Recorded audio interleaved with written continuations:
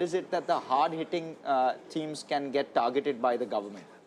Let's see. It's going to be hard to be able to kind of really say where area. I don't think it is got to be about just one or two sectors.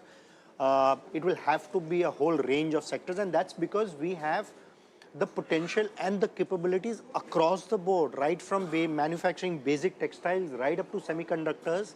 We have the potential. I think I'm not necessarily sure if it should be just around one or two sectors, but it should be just around encouraging whatever we can manufacture, whatever we can export. I think the opportunity is huge. You're talking about exports, and something which we as investors keep looking out for, TAM for a business. Yeah. If you focus just on domestic market, you're addressing a billion people market. If you're addressing the world, which you can do through exports, you're addressing 4, 5, 6 billion people market. The TAM multiplies 4 to 5x. I think that's probably the way to think. I think the economic survey alluded to basically being the entrepreneurial state. And I think one of the big thought processes which should go into is essentially is that how do we think like entrepreneurs? How do we expand our TAM? Competitive manufacturing for the world market will multiply our TAM.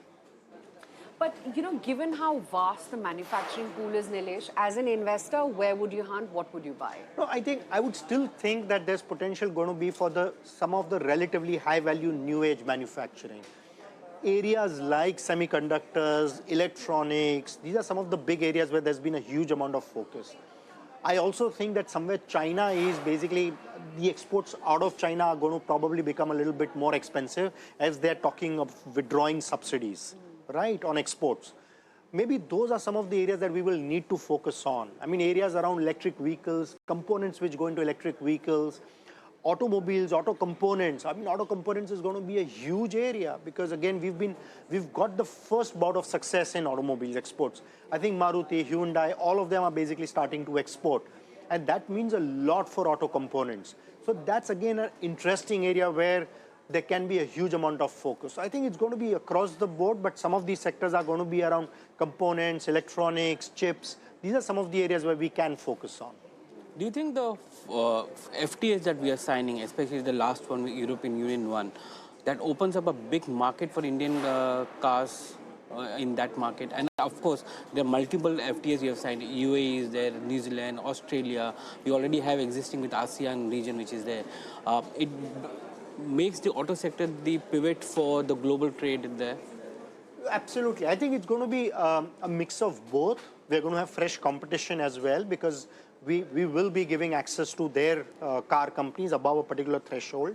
So probably in the premium category, the luxury category, you're going to see actually more competition come up for the local companies.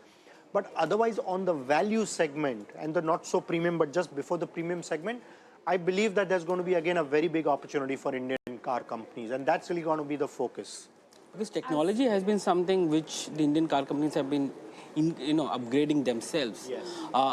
And when the foreign competition comes into play, this technology is able to compete with them at the same price point in that sense. So it opens up, makes them at par with them, and they can sell back to the same, because while there is a quota for them selling in India, there is no quota for us selling in those markets. Yeah, absolutely. So clearly, I think the opportunity for us is going to be much bigger. These free trade agreements are actually creating bigger opportunities for us. So I clearly totally agree with you. And especially on the automobile side, I think for the last decade, 2 decades, 3 decades, we've got basically the emergence of brilliant homegrown automobile companies, which I think are finding a place for their products in the global markets.